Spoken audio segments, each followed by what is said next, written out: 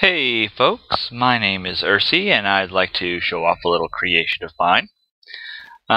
This is the Cobblestone Pillar of Mystery. Wait a minute, that's just an ordinary cobblestone pillar.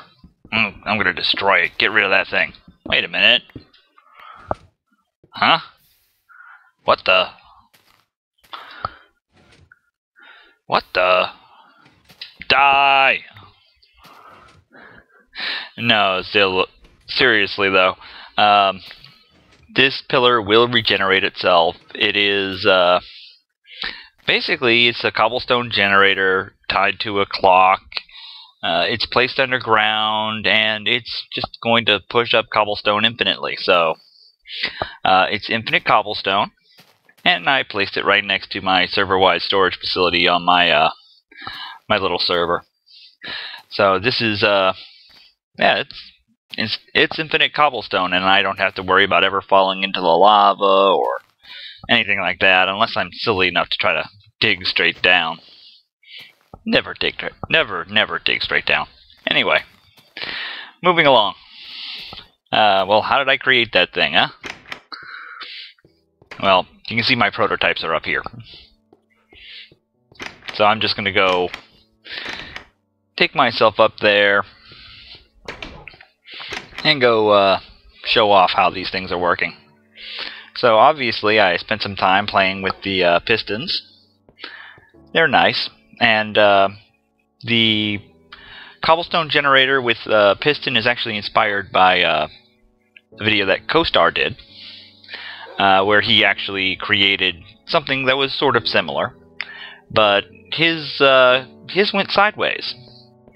Now, mind you, he had a more compact design than what I've got here. But this is all, of course, these are the experimental ones that I started building first.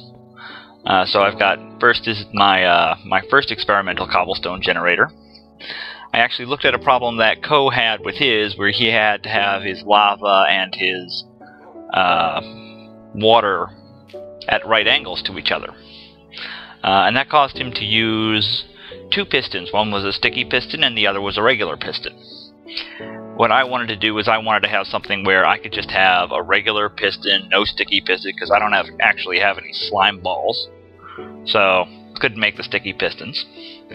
And after I played around with it a little bit, I managed to get this set up here, where the lava is above, and the lava is actually going to fall down. And it falls down there, and that way the lava source block cannot actually be in contact with the water, but I still get cobblestone. And of course over here I've got a piston, and then I hook that up to a clock. And this is a pretty simple clock. It's really just a bunch of repeaters, and I get this thing started with a push button. So push the button, and you can hear the piston going off. The piston is visible from up top. It doesn't always get it. The clock is just a little bit fast for what it's supposed to do. And it just pushes cobblestone out sideways. Whoa, wait a minute. Just pushes cobblestone out sideways. And so this was the first iteration, but of course I didn't want to put in multiple pistons either. I only wanted to do this with one piston. So I needed to go vertical. So this is the vertical version. The clock is identical to the other one, so I can just push the button and get the clock started. But the setup here is very much the same with the lava and the water. I gotta break the redstone here for a moment. But the setup is very much the same with the lava and the water. The lava falls down a level, gets to the same level as the water, and they push against each other. The piston's down underneath. You can barely see it from this angle. So I'm going to knock that out. So the piston's right here. Cobblestone gets generated here, and it pushes it skyward. So I actually used that to figure out how to do this.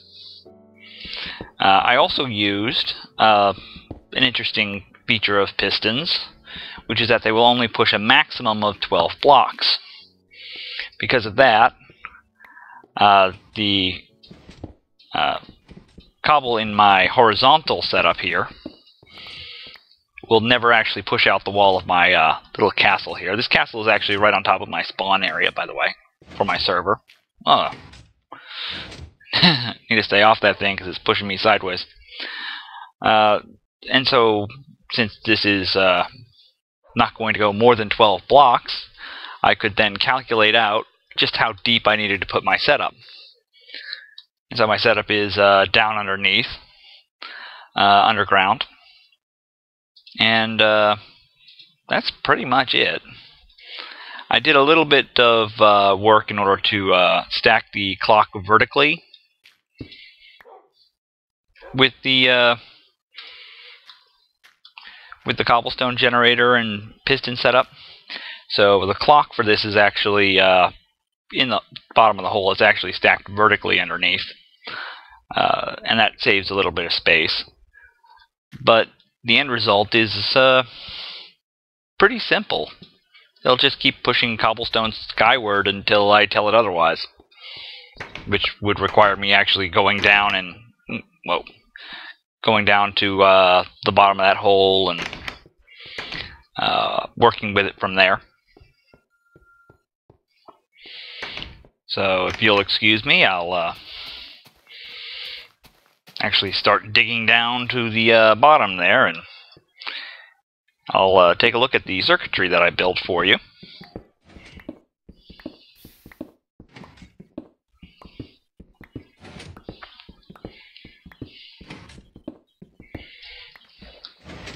There we go. That was a little bit dangerous. Okay, so down here is the circuit. Now the clock that I built down here is a little bit more simple. It's just a loop with repeaters and a redstone torch. So the redstone torch powers everything up until the power gets fed back into the redstone torch. Then the redstone torch is turned off. Then the off cycle goes all the way around, comes back.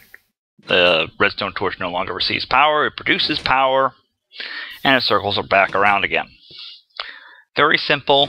It will restart itself. It's like a Mobius strip of redstone wiring.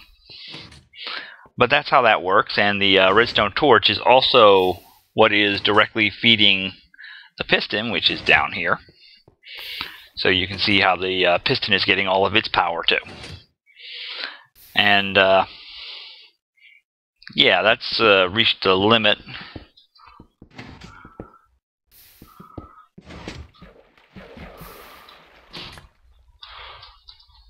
Come on, let me up. Dang it. Oh, no, no, no, no, no, no. Whoa.